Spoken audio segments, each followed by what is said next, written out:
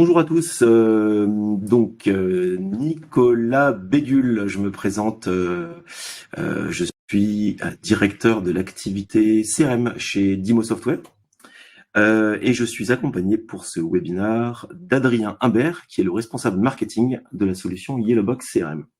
Bonjour à tous. Voilà, alors vous le verrez pas, mais il sera là aussi pour répondre aux questions éventuelles que vous aurez. Alors on se laisse un petit peu de temps à la fin du webinaire pour recueillir vos questions dans le chat, dans la partie discussion de la solution que vous utilisez pour le webinaire. Donc n'hésitez pas à les poser tout au long de la démonstration. Et encore une fois, Adrien prendra les questions et me les soumettra à la fin du webinaire pour que je puisse y répondre. Ce webinaire va durer à peu près 20 minutes au niveau du contenu. Et puis après, on se laissera un peu de temps pour répondre. On va dire que vers 11h30, 11h35, on aura terminé la session. Et évidemment, si on n'a pas le temps de répondre à toutes les questions, elles seront conservées et on prendra contact avec vous pour vous envoyer les réponses, évidemment. On attend encore un petit peu que les gens se connectent. Adrien, tu me dis quand est-ce qu'on peut démarrer la session? J'espère que... Alors, je vais faire un peu je vais meubler un petit peu en attendant. J'espère que tout se passe bien de votre côté. Essentiellement, une population commerciale qui est présente à ce webinaire, évidemment. Le titre appelle plutôt donc ce type de population à participer à l'événement. Moi-même, évidemment, j'exerce chez Dimo Software une grosse part de mon activité sur la partie commerciale, parce que j'adore ça. Donc, je passe encore beaucoup de temps à traiter des prospects, des clients en direct avec la solution Yellowbox CRM. Tu me dis quand on y va? Oui, c'est bon. Alors, démarrons. Traditionnellement, évidemment, on va commencer par le sommaire.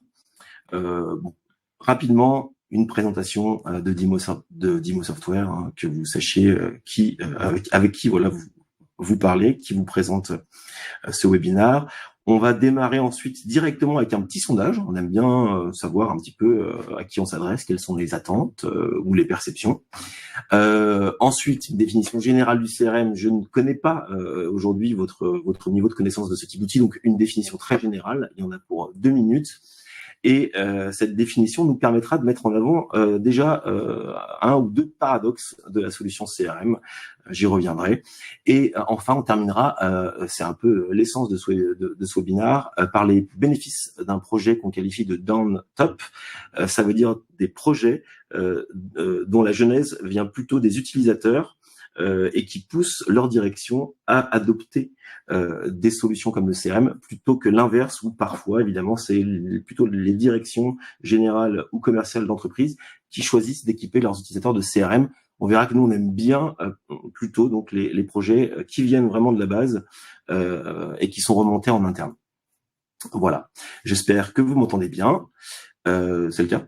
Oui. Donc, présentation Dimo. Alors, Dimo Software est une société basée à Lyon, à Limonest, pour être plus précis, ceux qui connaissent la région. C'est une société qui est née en 1995, qui fait 37 millions d'euros de chiffre d'affaires. On est à peu près 300 à l'heure où je vous parle, 4000 clients et 8% de croissance sur les 2 dernières années.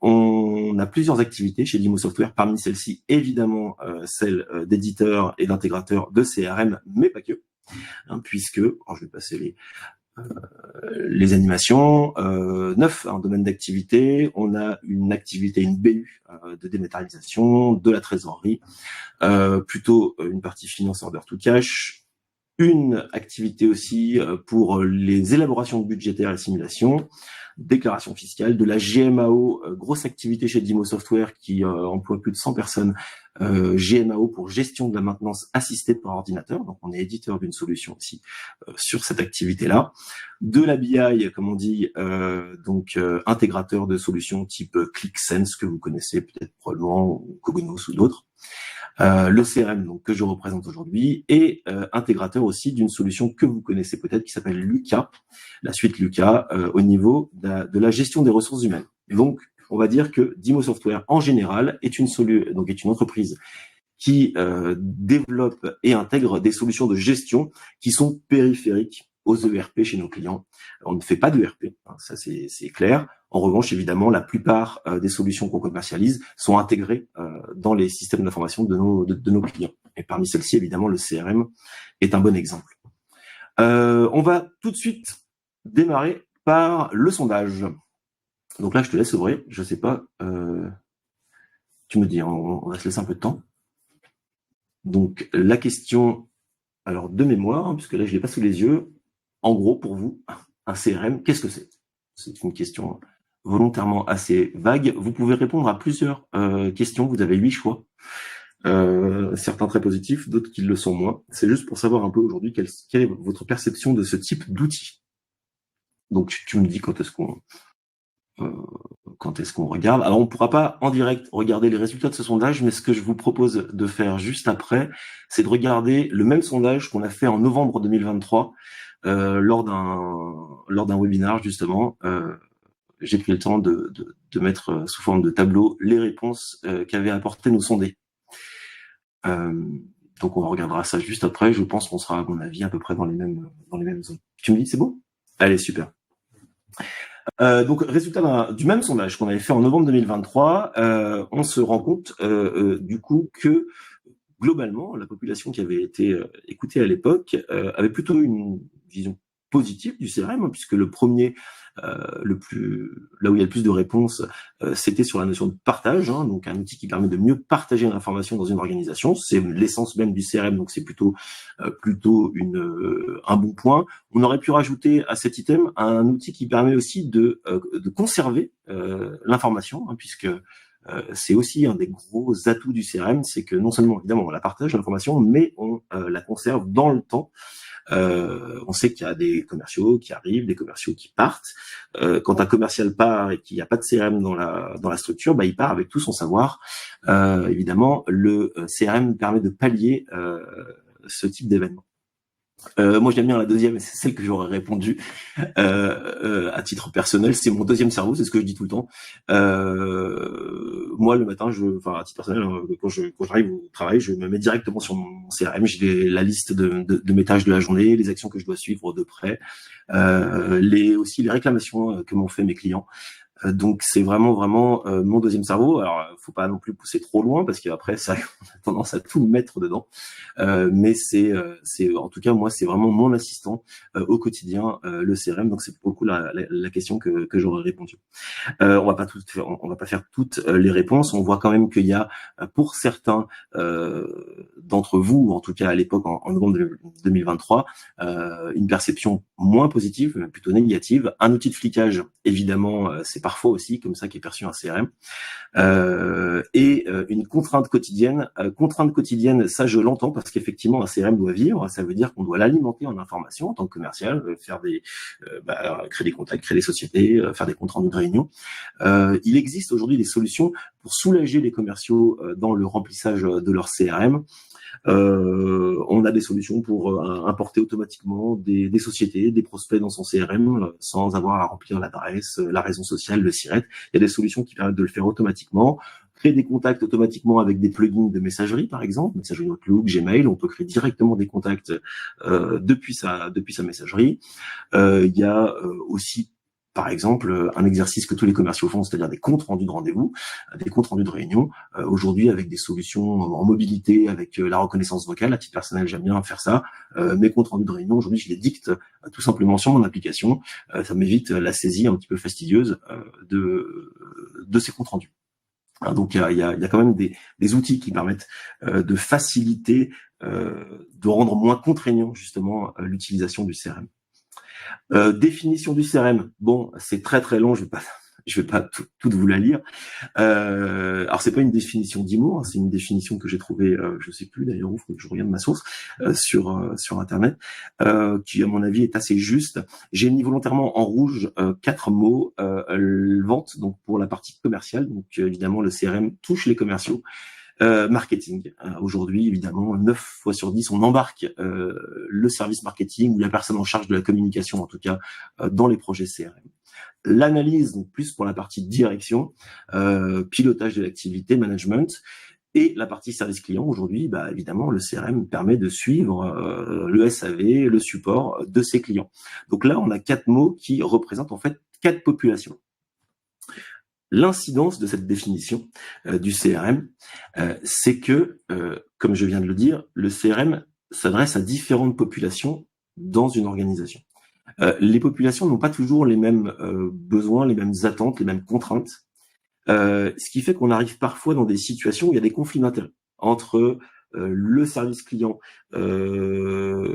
et le service commercial. Par exemple, un client qui fait une réclamation, bah moi en tant que commercial, j'ai pas nécessairement envie que ça apparaisse sur le CRM parce que peut-être que je suis un peu en faute et j'ai pas forcément envie de l'amener. Quand je partage un contact dans mon CRM, évidemment, il peut être partagé. Parfois, on sait que certains commerciaux aiment bien garder leur contact pour eux parce qu'ils veulent pas que tout le monde puisse les appeler. Évidemment, la contrainte à laquelle on pense tous en premier, bah, c'est le fait que quand un commercial remplit ses actions, et ben c'est aussi ça laisse la possibilité à son manager de faire du suivi. Tiens, est-ce que tu travailles bien? Combien tu fais de rendez-vous? Combien tu fais de prise de commande? Donc ça peut être parfois un conflit en fait. J'ai pas Certains commerciaux pensent qu'ils n'ont pas toujours intérêt à bien remplir leur CRM parce qu'ils veulent pas être fliqués, justement. On y revient. Ça c'est vraiment le premier paradoxe du CRM. Le deuxième paradoxe du CRM, en fait, le paradoxe du CRM pour moi, quand on regarde un peu les études qui sont faites aujourd'hui sur le CRM, sur le marché du CRM en général, on se rend compte qu'il y a un projet sur deux aujourd'hui de CRM qui est un échec. C'est un fait. Un projet sur deux est un échec, essentiellement au niveau de l'adhésion des utilisateurs. C'est-à-dire que les entreprises mettent en place des CRM dans leur structure, mais les commerciaux, qui sont quand même les principaux utilisateurs, on va pas se mentir, ne jouent pas le jeu, entre guillemets, ne renseignent pas le CRM parce qu'il a mal été paramétré, parce qu'il a mal été pensé, parce qu'il ne convient pas, tout simplement. Il y a en face de cette première statistique, une statistique intéressante. Alors c'est une statistique chez nos utilisateurs, pour le coup, Yellowbox. On fait des enquêtes d'utilisation chez nos utilisateurs. Une enquête qui est d'ailleurs en cours, qui va se terminer le 15 mai. Et à date d'hier, nos utilisateurs pensent qu'ils sont quand même plus productifs avec un CRM. Il y a 83,85% des répondants à la question d'une manière générale, pensez-vous être plus productif avec un CRM, qui répondent oui. Ce qui veut dire que, en fait, une fois qu'on a goûté, entre guillemets, au CRM, force est de constater que la plupart des utilisateurs pensent qu'ils sont quand même meilleurs. Donc le CRM est quand même un outil d'aide au commercial, et pas que, mais d'aide à la vente pour le commercial. Et en face, il y a quand même beaucoup de projets qui sont des échecs. Donc c'est quand même un paradoxe assez intéressant. Moi, à titre personnel, je peux en parler. J'ai vécu, avant d'être chez Dimo Software, j'ai été dans plusieurs sociétés et j'ai vécu 2 fois la mise en place d'un projet CRM. Et en plus avec la même solution à chaque fois, une solution américaine très connue que vous connaissez, voilà, numéro 1 mondial du CRM. Donc c'était 2 projets avec la même solution. Le premier projet que j'ai vécu était un projet donc top to down, c'est-à-dire que c'était un projet qui avait été décidé par la direction et qui a été implémenté dans les services commerciaux. Ce projet clairement a été un flop total. Ils en sont même venus à nous mettre des primes de qualité pour qu'on remplisse le CRM tellement ça prenait pas, clairement. Le deuxième projet CRM que j'ai vécu avec la même solution, pour le coup, c'est remonté, alors en l'occurrence 2 mois, qui était commercial pour le coup dans cette structure. Et je suis arrivé, donc on m'a donné mon tableau Excel avec la liste de tous mes comptes. Autant vous dire que j'avais quand même pris l'habitude de travailler avec du CRM. Donc j'ai remonté le besoin d'un CRM qui a été partagé par l'ensemble de mes collègues commerciaux. Donc on a remonté ce besoin à notre direction. On a été impliqué dans le projet assez vite. Moi j'ai été à titre personnel ce qu'on appelle un key user, donc un utilisateur clé. Le projet a été une grande réussite. Alors j'ai quitté la société depuis, mais je sais, pour avoir regardé des contacts avec eux, que voilà, le CRM vit très bien, ça a été un franc succès. Donc voilà, c'est vraiment la différence de projet. Quand on fait le choix d'un CRM, il y a le choix de la solution, il y a aussi le choix de l'intégrateur qui va apporter une méthode, une manière d'implémenter les projets. Mais le contexte est important, et c'est vrai que nous, à titre d'éditeur et d'intégrateur, on aime bien quand un projet vient vraiment des utilisateurs parce qu'on sait que ça va favoriser le succès du projet, tout simplement. Les bénéfices justement d'un projet des utilisateurs qui remontent en interne vers la direction, il y en a quelques-uns, vous allez voir, il y en a 9, mais cette liste n'est pas exhaustive. Déjà, on s'assure quand un projet part des utilisateurs qu'on part dans la bonne direction. Nous, on a eu le cas de clients qui souhaitaient, entre guillemets, des projets qui étaient décidés par la direction et qui voulaient faire un cadeau, entre guillemets, à leurs utilisateurs. On sait que du coup, on part pas forcément dans la bonne direction. C'est pas les besoins des utilisateurs qui vont être écoutés en premier. Donc, c'est sûr qu'un projet down top permet de partir tout de suite dans la bonne direction. Et deuxième point, du coup, de favoriser l'adhésion au projet et à la solution. C'est un point évidemment extrêmement important. La caractéristique du CRM, c'est que ça part quand même sur la base du volontariat. C'est le commercial est volontaire, on va dire, pour jouer le jeu et renseigner son CRM. Quand ça vient des utilisateurs, évidemment, l'adhésion sera meilleure. Ces deux premiers points font qu'aussi, troisième point, on maîtrise plus les coûts du projet parce qu'on part tout de suite dans la bonne direction. Si on commence à partir dans une mauvaise direction avec pas des bons objectifs, et souvent on va devoir casser ce qu'on a fait, refaire autrement. Du coup, les coûts peuvent être plus importants puisqu'il y a plus de jours qui sont alloués sur le projet CRM.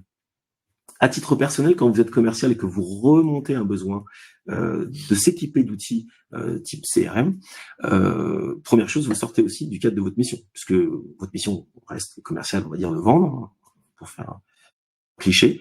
Là, vous prenez une autre dimension, vous apportez une solution à forte valeur à votre entreprise. Ce qui fait que, clairement, on va pas se mentir, vous vous démarquez aussi aux yeux de votre hiérarchie. Moi, un collaborateur qui nous dit tiens, il faudrait qu'on apporte, on a un petit souci là-dessus, et qui me propose des solutions, évidemment, ce collaborateur se distingue évidemment, puisqu'il cherche, il est force de proposition. Il cherche à trouver des solutions à ces tracas du quotidien, on va dire. Évidemment, quand le projet vient des utilisateurs, on gagne aussi du temps sur la gestion des projets. Qu'est-ce que ça veut dire? Ça veut dire que un projet, vous allez être sollicité en tant qu'utilisateur clé. Il y a des réunions qui vont être organisées. Un projet CRM vous prend aussi du temps en tant que client, en tant que bénéficiaire du CRM. Vous allez devoir mettre du temps, évidemment, participer à des ateliers, faire des tests sur la solution. Quand vous êtes demandeur, on gagne beaucoup de temps sur l'organisation justement des ateliers parce que vous êtes demandeur, vous voulez vraiment avancer sur le sujet.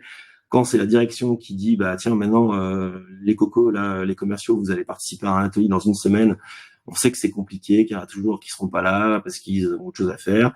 Donc on gagne vraiment du temps sur la gestion des projets. Et évidemment, dernier point, quand vous participez à ce type d'atelier, vous définissez, c'est vous, utilisateur, qui allez définir les objectifs du CRM. On enlève tout de suite la notion de flicage, du coup, de contrainte aussi. C'est vous qui dites, OK, notre CRM, il va nous servir à atteindre tel objectif, tel objectif, tel objectif. On sait qu'on part dans la bonne direction. Enfin, c'est un peu un rond, j'aurais pu faire un rond d'ailleurs. Donc, ne pas hésiter à remonter des besoins de s'équiper d'outils, ça peut être d'autres types d'outils, en tout cas moi je parle du CRM, c'est vraiment vertueux. Ce qui était un peu le thème de ce webinaire, c'est qu'évidemment vos managers sont exigeants, ils attendent de vous que vous soyez performants.